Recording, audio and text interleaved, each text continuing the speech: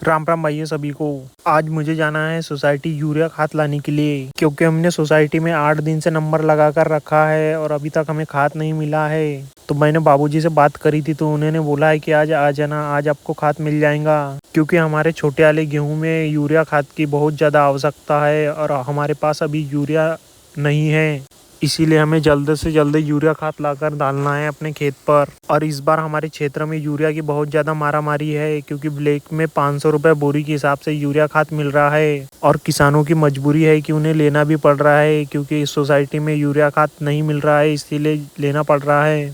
लेकिन अभी सोसाइटी में स्टॉक होने के कारण यूरिया खाद मिल रहा है। और गवर्नमेंट तो बोलती है कि यूरिया खाद कम डालो, लेकिन क्या करें, मजबूरी है, नहीं डालेंगे तो हमारी फसल भी नहीं होंगी। और इसी के साथ हमारी कल्लो रानी आ गई थी हमारे पास। ये दिन में एक बार मिलने जरूर आती है और ये हमारे गांव में ही रहती है। और साथ में पीछे पीछे हमारे लालू महाराज भी आ गए थे।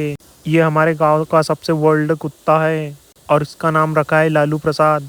ये मुझसे बहुत ज़्यादा लाड़ प्यार करता है। और साथ में लाली महारानी भी आ गई थी। इन्हें मैं डेली रोटी डालता हूँ, इसीलिए ये मेरे पास में आ जाते हैं और इन्हें थोड़ी देर परेशान किया। और ये जो छोटा था तब से मैंने इसे पाला है, लेकिन अब ये पूरा आवारा सीख गया है, लेकिन मेरी हर बात मानता है और एकदम शांत स्वभाव का है, किसी को परेशान भी नहीं करता ज़्यादा। और ये लालू प्रसाद के तो पूरे दांत भी गिर गए हैं। और इसी के साथ मैं अपने दोस्तों को लेकर चल दिया रायमला के लिए, क्योंकि हमें रायमला के डबल ब्लॉक से ही खाद मिलने वाला है। तो हम दोनों ब्लॉक बनाते हुए पहुंच गए रायमला। यहाँ पर हम जैसे ही पहुंचे वैसे यहाँ के बाबूजी भी आ गए थे और इनसे हमने बात करी, तो इन्होंने बोला कि 12 बजे के बाद खाद का वितरण करेंगे, क्योंकि यहाँ पर दूसरे वाले बाबूजी नहीं आए जो आधार कार्ड से OTP का काम करते हैं और उससे ही हमें हमारे खाते पर खाद मिले। इसीलिए हमने खाना भी खाकर नहीं आए थे, तो सबसे पहले एक एक समोसा खाया, क्योंकि भूख बहुत ज़्यादा लग गई थी।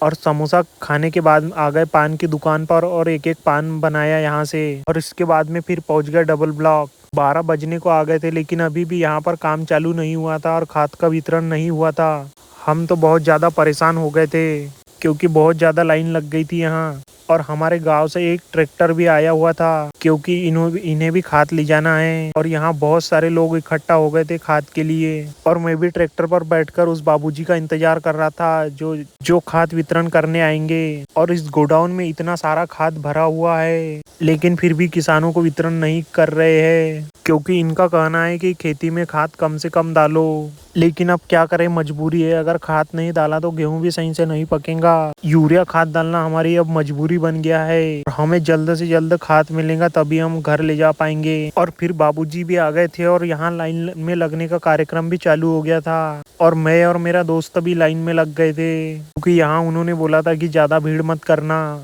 इसीलिए सब दूर दूर बैठकर लाइन में लगे हुए थे। और अभी 1:30 बजने को आए हैं, अभी तक खाद नहीं मिला है और सब लोग बहुत ज्यादा परेशान भी है, क्योंकि यहाँ पर जो लोग खड़े हैं उनका नाम आ ही नहीं रहा है। और इसके बाद फाइनली मेरा नाम आ गया और मेरे नाम की पर्ची भी आ गई थी। और पेमेंट वेमेंट होने के बाद अब इंतजार था खाद लोड करने का, क्योंकि हमारे गांव का जो ट्रैक्टर आया है उस पर जितने भी लोग आए उनके आधी की पर्ची नहीं आई है। और जब तक सबकी पर्ची नहीं आएंगे हम खाद लोड नहीं कराएंगे, क्योंकि हमें पूरे इकट्ठा 80 बोरी खाद लोड करना है। हमें तो लग गई थी भूख, इसीलिए हम दोबारा नाश्ता करने के लिए आ गए और एक एक समोसा फिर से खा लिया, क्योंकि अभी 2 बजने को आ गए थे। और साथ में एक एक चाय की चुस्की भी ले ली। और इसके बाद पहुंच गए गोडाउन पर। यार यहाँ पर हमारे साथ में जितने भी लोग आए थे सबकी पर्ची का नाम आ गया था और फाइनली हमारी ट्राली में खाद लोड होना चालू हो गया था। और एक एक करके सब अपनी अपनी पर्ची के हिसाब से खाद लोड करा रहे थे, क्योंकि यहाँ पर सबका अलग अलग खाद था और हमालों को पर्ची दे दी थी, वो उसके हिसाब से खाद लोड बराबर कर रहे थे। और हमारा काम था ट्राली में खाद जमाने का और हमारा पूरा खाद लोड भी हो गया था। इसमें हमारी 13 बोरी यूरिया और 7 बोरी NPK खाद है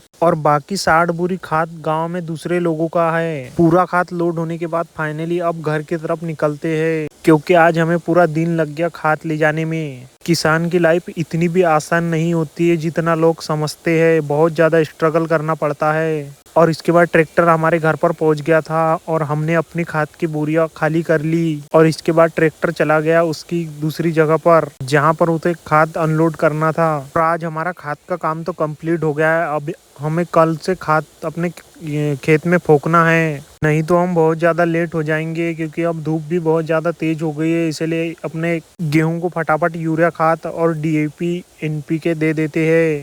और फिर मैं और मेरे पापा जी आ गए थे खेत क्योंकि हमें नोजल भी पलटना था। हम फटाफट खेत आ गए और लग गए अपने नोजल पलटने के काम पर। हमारे नोजल पूरे 10 घंटे चल रहे हैं इसलिए खेत हमारा एक नंबर का गीला हो रहा है, एकदम ओले के समान हो गया है। और हमारी कुएं वाली मोटर पानी भी अच्छा लेती है, इसीलिए भी हमारे खेत में पर्याप्त पानी हो जा रहा है। और इसी खेत में हमें कल यूरिया फोकना है, इसीलिए फटाफट हम लोग लग गए नोजल पलटने के लिए। तो देख लो नोजल वाले खेत में इतना गारा बन रहा है, यानी हमारा पानी पर्याप्त पहुंच रहा है गेहूं के पास। और मैं और मेरे पापा जी मिलकर फटाफट नोजल बदलने लग गए और एक साइड के नोजल तो बदल के भी हो गए थे। अब बारी थी दूसरे साइड वाले नोजल बदलने की, क्योंकि हमें पूरे 35 नोजल बदलना पड़ता है। 15 नोजल एक साइड में है और 20 नोजल एक साइड में है। और अभी लाइन भी चालू ही है तो अब फट से इन्हें चेक भी कर लेते हैं कि कहीं बंद तो नहीं है। और नोजल बदलने के बाद फाइनली मोटर चालू करके नोजल चेक भी कर लिए, क्योंकि इन्हें चेक करना जरूरी है, नहीं तो रात की शिफ्ट में बहुत ज्यादा